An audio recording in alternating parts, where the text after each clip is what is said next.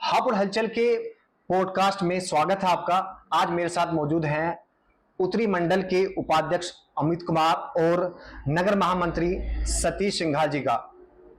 Sir, स्वागत है आपका हापुड़ हलचल में। सर, आज बात करेंगे देश भर में होने वाली एक राजनीति के बारे में, औरंगजेब की राजनीति के बारे में बात करेंगे। सर, सबसे पहले मैं जानना चाहूंगा अपने बारे में थोड़ा सा बताएं मुझे। मैं अमित कुमार शर्मा उत्तरी मंडल का उपाध्यक्ष हूँ और सन 92 से मैं भारतीय जनता पार्टी का कार्यकर्ता रहा हूँ और नीचे निम्न स्तर के पद से आज पार्टी के इस पद पे मैं पार्टी की सेवा कर रहा हूँ। सर, आप अपना बारे में मैं सतीश सिंघाल और भारतीय जनता पार्टी में 1991-92 के करीब में आया हूँ और जब से मैं भारतीय जनता पार्टी के कार्यों में संलग्न हूँ और मैं उस समय से हूँ। मैं एक अनुसूचित जाति से आता हूँ और मैं जब से कार्य करता हूँ जब यहाँ पे कोई झंडा उठाने वाला नहीं था अनुसूचित जाति में, और विभिन्न पदों पर होते हुए पार्टी के निरंतर कार्य कर रहा हूँ। जो संगठन से जिम्मेदारी मिलती है उन्हें निर्वाह कर रहा हूँ। अच्छा सर, मेरा छोटा सवाल है। जो देश भर में आजकल जो गहमा गहमी हो रही है, राजनीति चल रही है, सवाल मेरा उसी से रिलेटेड है। औरंगजेब का जो मुद्दा छिड़ा हुआ है उसके बारे में आप कैसे देखते हैं? औरंगजेब का कोई मुद्दा ही नहीं है, क्योंकि औरंगजेब हमारे देश में कोई मुद्दे के लायक नहीं बना। औरंगजेब एक आक्रांता था, आक्रमणकारी था और हमारे धरती को लूट के गया था। ये तो पूर्व में रही कांग्रेस सरकारों ने एक वर्ग की वोट पाने के लिए उन्होंने ऐसा किया कि उसकी वहां वो बनवा डाली, कब्र बना दी, उसकी कब्र बना डाली और कब्र बनाने के बाद कांग्रेसी द्वारा ही वो पूजे जाने लगे, जबकि वो धरती हमारे शिवाजी महाराज की धरती थी, बाला साहब ठाकरे की धरती थी और उस धरती पर ऐसे आक्रांताओं का नाम लेना भी एक विघटनकारी दृश्य है। तो सर, आपसे मैं एक सवाल ये पूछना चाहूंगा, औरंगजेब क्या एक आक्रमणकारी था, शासक था? कैसे देखते हैं आप इसको? बिल्कुल, वो जैसे अमित जी ने बताया ये बिल्कुल ठीक बात है कि वो लुटेरा ही था, वो एक हत्यारा भी था। हिंदुओं के प्रति जितना उसने अत्याचार करा इतना किसी शासक ने नहीं करा। उसने जबरदस्ती हिंदू लोगों को मुस्लिम बनाया, धर्मांतरण करा और उनको मजबूरवश उनके धर्म के विपरीत उनको इतना मजबूर कर दिया कि वो धर्म को उन्होंने तब्दील कर, मतलब मजबूर हो गए वो धर्म में अपना तब्दील करने के लिए, और जिन्होंने नहीं करा उनकी उसने हत्या कर दी बहुत निर्मम तरीके से। अच्छा सर, अगला सवाल मेरा है, आजकल टीवी चैनल्स पर, अखबारों में आप देखते होंगे कि धर्म की राजनीति चलती है, तो इस बारे में आपका क्या ख्याल है? आप बताइए सर। धर्म की राजनीति हमारे यहाँ विपक्ष के द्वारा चलाई जा रही है, जबकि हमारे शासन में जो सरकार चल रही है वो एक सुशासन के तौर पर चल रही है। जब से उत्तर प्रदेश में योगी जी की सरकार और देश में योगी जी की सरकार बनी है, वह हमारे यहाँ कोई सांप्रदायिक दंगे नहीं हुए हैं, एक दो को छोड़कर।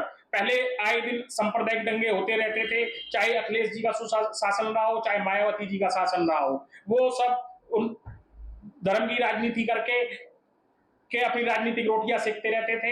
ऐसा कुछ नहीं है, ना ऐसा होने दिया जाएगा। धर्म की राजनीति पर बिल्कुल कड़ा प्रतिबंध लगाए हुए हैं महाराज जी। अभी आप देखो कितना बड़ा कुंभ का क्षेत्र कुंभ लगा, उसमें कितनी बड़ी संख्या में लोग आए, छोटे स्तर से लेकर बड़े स्तर तक वहां व्यक्ति मौजूद थे। इतने बड़ा अपार समूह को महाराज योगी जी की द्वारा उसे बिल्कुल बिना किसी दिक्कत परेशानी के एक साथ उसे संभाल लिया गया। और विपक्ष कहता है आज धर्म की राजनीति कर रहे हैं, वो कर रहे हैं। धर्म की राजनीति करते इतने उसमें इन्होंने बवाल खड़ा करने की कोशिश करी, वो भी साजिशों को खुलासा होने को है। ऐसा कुछ नहीं है, धर्म की राजनीति को विपक्ष कर रहा है, क्योंकि विपक्ष बिल्कुल खत्म हो चुका है, मुद्दाहीन है, उस पर कोई मुद्दा नहीं है, इसलिए वो धर्म की राजनीति कर रहे हैं। अच्छा, एक आपसे सवाल है सर मेरा, हापुड़ में बात करते हैं छोटी सी। हापुड़ में जो चेयरमैन है वो बीएसपी की है, केंद्र में बीजेपी की सरकार है, राज्य में बीजेपी की सरकार है। आखिर क्या रहा कि इस बार बीएसपी की चेयरमैन चुनी गई? क्या संगठन काम नहीं कर पाया? क्या मुद्दा रहा? देखिए, संगठन तो अपनी तरह से पूरा काम करता है, ये तो थोड़ा पब्लिक की क्या बात रही ये हम कह नहीं सकते, क्या मुद्दे रहे, लेकिन अब पब्लिक को भी दिखाई दे रहा होगा कि कितना कार्य हो रहा। हमारे पीछे कार्यकाल हमारे भाजपा का रहा था चेयरमैन का, और हापुड़ की जनता ने देखा था कितना विकास का कार्य चल रहा था। आज का जो कार्य हो रहे हैं उसको भी पब्लिक देख रही है, हापुड़ की जनता देख रही है। लेकिन ऐसा नहीं है, हमारे माननीय विधायक भी बैठे रहते हैं हापुड़ के अंदर, पब्लिक का जो भी काम होता है वो 10 से 1 बजे 12 बजे तक का टाइम देते हैं और वो उन कार्यों को पूरा निर्वाह कर रहे हैं। जो कार्य हापुड़ की जनता के कोई हुआ तो उसको पूरा करने की कोशिश कर रहे हैं। इधर जो हमारे जो संगठन के जिला अध्यक्ष बैठे हुए हैं वो लोग भी पूरा समय देते हैं वहाँ जिले पे, और जो पब्लिक का कोई कार्य आता है उसको भी पूरा करने की कोशिश करी जा रही है।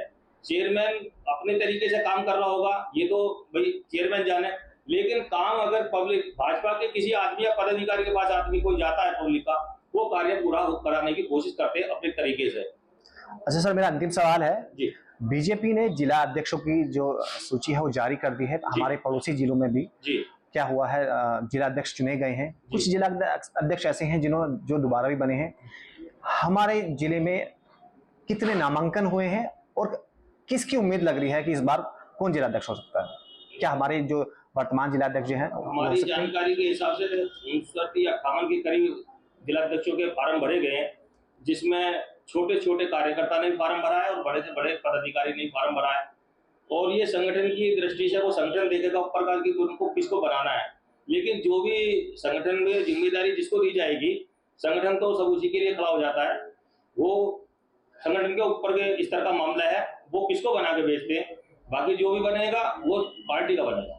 आपको क्या लगता है कि इस बार किसकी उम्मीद लग रही है जिला अध्यक्ष बनने की? ये भारतीय जनता पार्टी है, यहाँ उम्मीद के बल पे काम नहीं चलता। यहाँ तो जो पार्टी निर्देश कर देती है वो जिस कार्यकर्ता के काम को देखती है वो उसी कार्यकर्ता को वहां से ले आती है और उसे पद पर सुशोभित कर देती है। तो मेरे साथ मौजूद थे अमित कुमार जी और सतीश सिंघल जी, जिनका साफ तौर पर कहना है जो पार्टी चाहेगी हम उसी का स्वागत करेंगे। ऐसी ही तमाम खबरों के लिए आप देखते रहिए हापुड़ हलचल पॉडकास्ट। धन्यवाद।